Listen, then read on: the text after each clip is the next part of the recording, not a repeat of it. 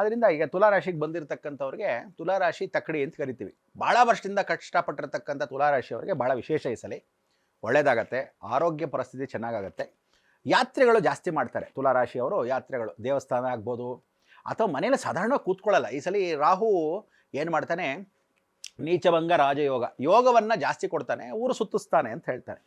ಅದು ಫ್ರೆಂಡ್ ಮನೆ ಆಗ್ಬೋದು, ಕ್ಷೇತ್ರ ಆಗ್ಬೋದು, ದೂರ ಪ್ರಯಾಣ ಆಗ್ಬೋದು, ಅಥವಾ ಪಕ್ಕದಲ್ಲೇ ಆಗ್ಬೋದು, ಪಕ್ಕದ ನಿವಾಸದಿಂದ ಮನೆಯಿಂದ ಮನೆಗೆ ಆಗ್ಬೋದು, ಹೇಳೋಕ್ಕಾಗಲ್ಲ. ಅಂದರೆ ಕಾಲಲ್ಲಿ ಚಕ್ರ ಕಟ್ಕೊಂಡ್ಬಿಟ್ಟಿದ್ದೀರಾ ಅಂತಾರೆ ಸಾಧಾರಣವಾಗಿ ತುಲಾರಾಶಿಗೆ. ಆಮೇಲೆ ತುಲಾರಾಶಿಯವರಿಗೆ ಗಮನಾರ್ಥ ಏನು ಅಂದರೆ ಸ್ವಲ್ಪ ಜೋರು ಜಬರ್ದಸ್ತಲ್ಲ ಇನ್ಮೇಲೆ ಶುರು ಆಗುತ್ತೆ. ಇಷ್ಟು ದಿವಸ ಸೌಮ್ಯವಾಗಿದ್ರಪ್ಪ ಇವರು ಅಂದರೆ ಏನು ಇಷ್ಟೊಂದು ಜೋರಾಗ್ಬಿಟ್ರೋ ಅನ್ನೋದು ರೀತಿ ಆಗುತ್ತೆ.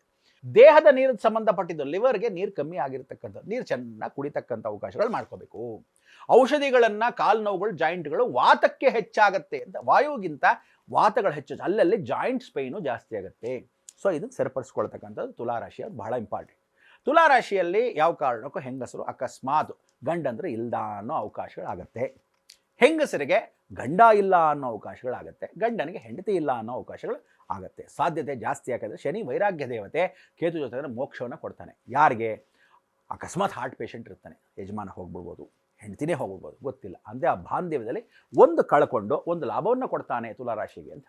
ತುಲಾರಾಶಿಯಲ್ಲಿ, ಧನುರಾಶಿಯಲ್ಲಿ, ಕುಂಭರಾಶಿಯಲ್ಲಿ, ವೃಷಭ ರಾಶಿಯಲ್ಲಿ ಯಾರ್ಯಾರು ಇದ್ದೀರಾ ಎಲ್ಲರೂ ಮದುವೆಗೆ ಹೊಸದಾಗಿ ನೋಡ್ತಾ ಇದ್ರೆ ದಯವಿಟ್ಟು 1.25 ವರ್ಷ ಮದುವೆಗಳಾಗಬೇಡಿ. ಯಾಕೆಂದರೆ ಮದುವೆ ಮಾಡೋ ಗ್ರಹ ಬುಧ, ಇಷ್ಟೂ 4 ರಾಶಿಗಳಿಗೆ. ಡೈವರ್ಸ್ ಮಾಡೋ ಗ್ರಹ ಕೇತು.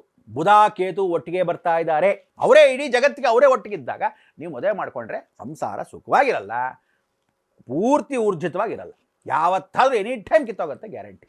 ಅದಕ್ಕೋಸ್ಕರ ಆ ಸಮಯಕ್ಕೆ ಮದುವೆ ನೋಡೋಕ್ಕೂ ಹೋಗಬೇಡಿ, ಹೊಸದಾಗಿ ಮದುವೆಗಳು ಈಗ ಮಾಡೋಕ್ಕೆ ಹೋಗಬೇಡಿ.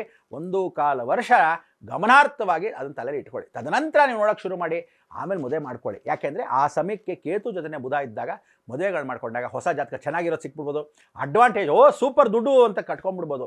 ಆದರೆ ನೆಕ್ಸ್ಟ್ ಸಂಸಾರ ಚೆನ್ನಾಗಿರುತ್ತೆ ಅನ್ನೋದು ಗೊತ್ತಿರಲ್ಲ. ಕುಟುಂಬ ಪರಿವಾರ ಸಮೇತ ಶನೇಶ್ವರನ ದರ್ಶನ ಮಾಡಿ ಆಂಜನೇಯನ ದರ್ಶನ ಮಾಡಬೇಕು. ಶನೇಶ್ವರನ ದರ್ಶನ ಮಾಡಿ ಆಂಜನೇಯನ ದರ್ಶನ ಮಾಡಬೇಕು. ಶನಿಗೆ ನಿಮಗೆ ದೃಷ್ಟಿ ನಿವಾಳಿಸ್ಬಿಟ್ಟು ಎಣ್ಣೆಯನ್ನು ಶನಿಗೆ ಕೊಡಬೇಕು, ದೀಪ ಹಚ್ಚಕ್ಕೆ ಕೊಡಬೇಕು. ತದನಂತರ ಆಂಜನೇಯ ದರ್ಶನ ಮಾಡದೆ ಹಾಗೆ ಬರಬಾರ್ದು, ಆಂಜನೇಯ ದರ್ಶನ ಮಾಡಬೇಕು. ಈ ಎರಡೂ ದರ್ಶನವನ್ನು ಶನಿ ನಂತರ ಆಂಜನೇಯ ದರ್ಶನ ಮಾಡ್ಕೊಂಬಂದರೆ ತುಲಾರಾಶಿಗೆ ಭಾಳ ವಿಶೇಷ.